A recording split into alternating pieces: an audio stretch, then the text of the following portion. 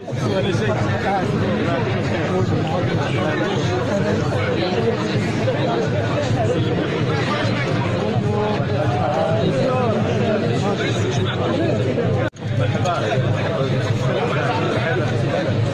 قبلتنا والبحر قصتنا ومن لا بحر له لا بر له. سيدي عامل إقليم آسفي، سيدي Monsieur le Président de l'Orient Agglomération, Monsieur le Président du Conseil communal de Safi, Monsieur le Président du Conseil provincial de Safi, mes chers amis l'Orientais, mes chers Safiots et Safiotes, merci de votre présence. Je vais parler un peu en arabe. يأتي هذا الاحتفال بيوم بعيد البحر أو مهرجان البحر في هذا اليوم، وهدية لهذه المدينة المفخرة أيقونة البحر والصيد، رمز للدلالات المتعددة تاريخية واقتصادية، واحتفالا بالإنسان صانع الثروة ومحقق المعجزات، وتماشيا مع إصرار عاهل البلاد نصره الله وأيده الملك محمد السادس على أن مسيرة النماء والعطاء هي إيمان بتاريخ عريق ومجيد واهتمام قوي بالحاضر المعاش واستشراف نحو المستقبل الظاهر، وكلها فلسفة الإيمان العميق بحياة الأمن والسلم والرخاء نحو تسارك الأفكار واندماج جمعيات المجتمع المدني بشكل قوي وفق مضمون دستور 2011، واعترافا بالجميع بأن مدينة أسفي تستحق من أبنائها ومسؤوليها وقفات تأمل وعمل واهتمام كبير بشؤون المدينة وساكنتها.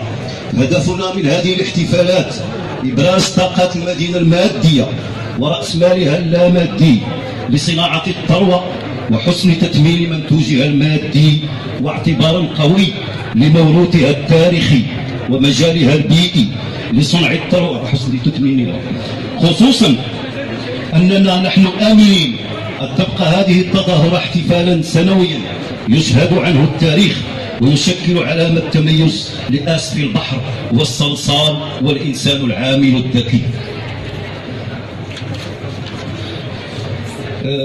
Un mot pour la délégation lorientaise. Monsieur le Président de l'Orient Agglomération, Monsieur le Président de Port de l'Orient Kéroman, mes chers amis lorientais, je vous remercie infiniment pour votre déplacement dans notre cité Océane. Et après, comme vous le savez, après plusieurs rencontres qui ont été tissées grâce à la mer et aux gens de l'Orient, et Safi présente les mêmes caractéristiques au niveau économique et social. Nous remercions Monsieur le gouverneur de Safi, de la province de Safi, aussi que Monsieur Maurice Benoît, ancien directeur de Port de l'Orient, et Monsieur Kitab Mustafa et Patrick Cousin, pour leur rôle joué pour faciliter la tâche pour une coopération solide au niveau maritime. Nous aimons que nos élus suivent cette démarche par ses différentes composantes. La fête de la mer à Safi crée autant d'occasions de faire connaître et reconnaître le riche patrimoine matériel et immatériel de la ville, en exposant un de ses métiers mondiaux, le poisson et sa valorisation.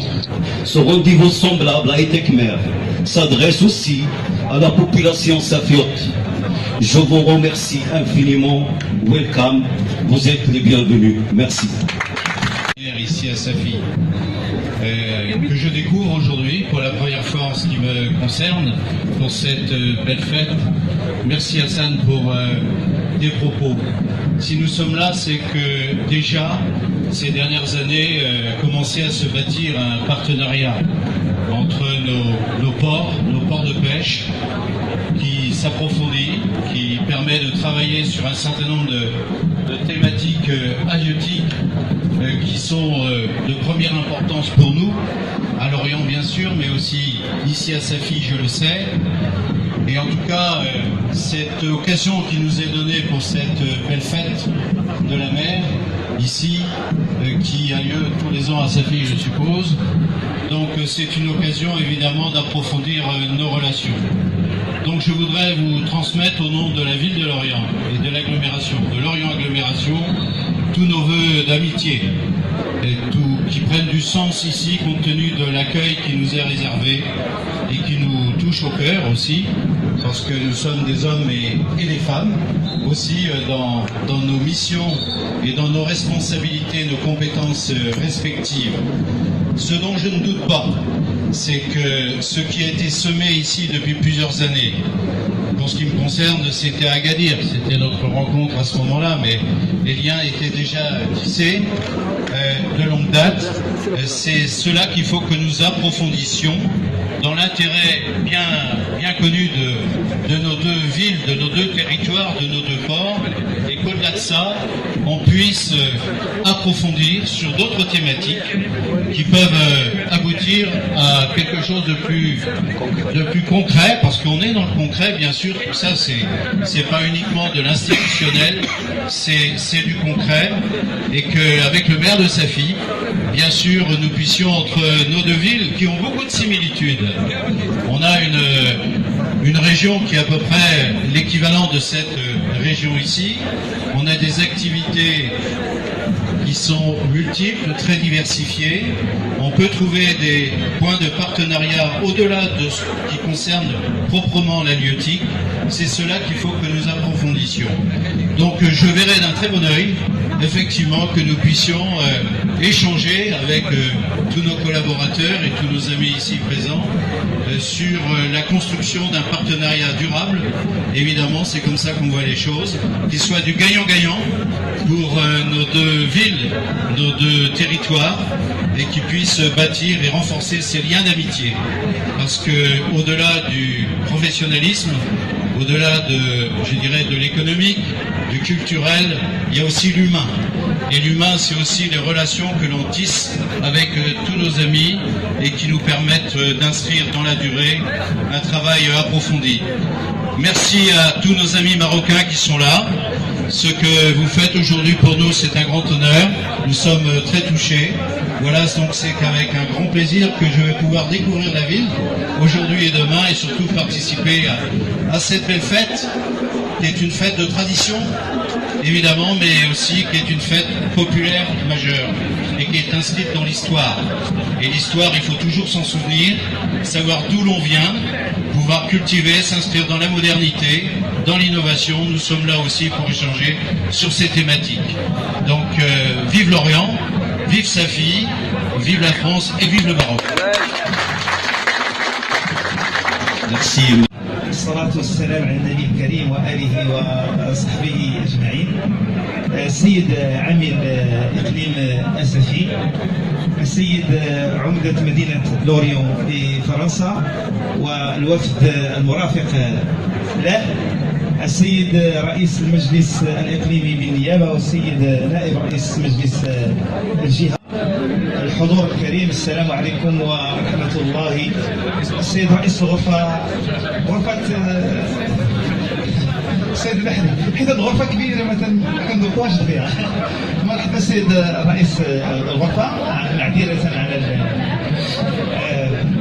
في البداية أنا لا يمكنني إلا أن أكون جد مسرور، كما الشأن بالنسبة لقاطنة مدينة آسفي جمعاء، بحيث مدينتنا اليوم تحتضن هذا الحفل، هذا العرس، هذا المهرجان المرتبط بالبحر. بطبيعة الحال، قبل أن أتكلم بشكل موجز عن هذا المهرجان، أود في البداية أن أرحب بالسيد عمدة لوريون والوفد المرافق له، الذين شرفونا بحضورهم من أجل متابعة فعاليات هذا المهرجان المرتبط بالبحر. وكما أشار إلى ذلك السيد العمدة قبل قليل، أن هناك مجموعة من القواسم المشتركة التي تجمع بين مدينة آسفي ومدينة لوريون. هذه القواسم المشتركة هي التي ستكون إن شاء الله تعالى محفزة لنا جميعا لكي نتقدم بعلاقاتنا من علاقات عادية إلى علاقات شراكة، بل إننا نفكر إن شاء الله تعالى في علاقة توأمة بين مدينة آسفي ومدينة لوريون. وبطبيعة الحال سيكون البحر وموضوع البحر والأنشطة المرتبطة بالبحر هي الموضوع الأساسي بالنسبة لهذه الشراكة بين المدينتين. أعود إلى المهرجان. بالنسبة لمهرجان البحر، جماعة آسفي لماذا كانت سعيدة بهذا المهرجان؟ ولماذا كانت محتضنة من ضمن مجموعة من المحتضنين لهذا المهرجان؟ لسبب بسيط جدا، هو أن الجماعة الحضرية عندما كانت تنجز برنامج عمل الجماعة ابتعدنا قليلا عن المواضيع وعن المشاريع وعن البرامج المرتبطة بالبنيات التحتية، وقلنا يجب أن ندمج في برنامج عمل الجماعة كل نشاط تكون الفكرة منبثقة من المجتمع المدني وندرجها في برنامج عمل الجماعة. أولا نحقق المقاربة التشاركية في إنجاز هذا البرنامج من جهة، ومن جهة ثانية نحقق مقصدا أساسيا في الإشعاع وفي التسويق لمدينة آسفي لسبب بسيط جدا. هناك ما يسمى بالأنشطة الموضوعاتية، والأنشطة الموضوعاتية التي يمكنها أن تكون مشعة بالنسبة لأي مجال من المجالات. نحن نعتقد أن المجتمع المدني هو الكفيل بتحقيقها.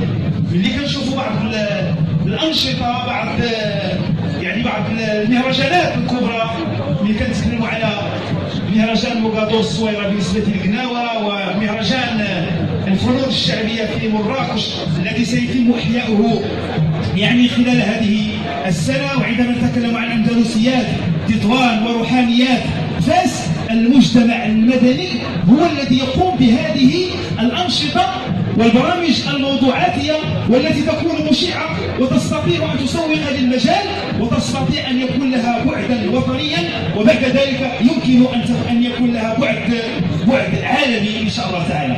فتوسمنا خيرا في مثل هذه الأنشطة، واعتبرنا بأن مهرجان البحر يمكنه أن يلعب الدور الأساسي من أجل تحقيق هذا النوع من التسويق المجالي بالنسبة لمدينتنا. فلذلك كنا فرحين وكنا مسرورين جميعا أن يكون ضمن مجموعة من الأنشطة.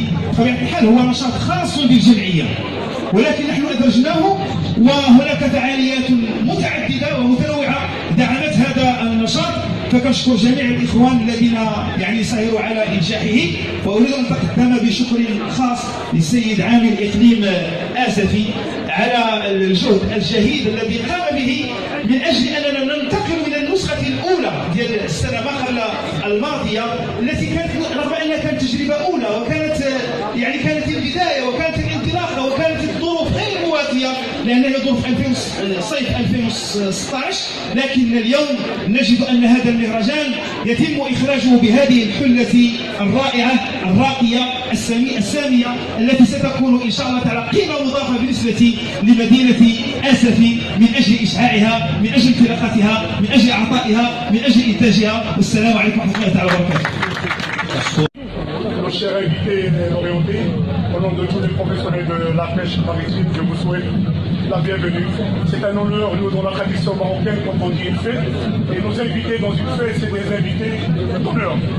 Alors, sincèrement, c'est deux cultures aujourd'hui qui se rencontrent, parce que les Bretons, c'est plus ou moins, surtout, on sait bien que les Bretons, c'est des marins, et là, vous êtes dans la capitale de la pêche au Maroc, c'est la ville de Safi. C'est la région qui a ici beaucoup de chaleur, et vous voyez aujourd'hui, il y a ce qu'on appelle dans notre tradition le marouf, et on commence toujours la pêche avec cette tradition, et tout ça, c'est une tradition qui est venue des Bretons qui travaillaient avant au Maroc. Alors je vais être court parce que je sais bien que tout le monde veut découvrir ce qu'il y a à l'intérieur. Je vous souhaite une autre fois la bienvenue et certainement vous pourrez essayer d'organiser des rencontres avec des professionnels pour mieux parler de notre secteur et des performances du secteur et les potentialités de la ville, de cette ville, parce que je sais bien qu'on en parlera après d'une manière économique et c'est ça ce qui va être notre solidarité. Et merci.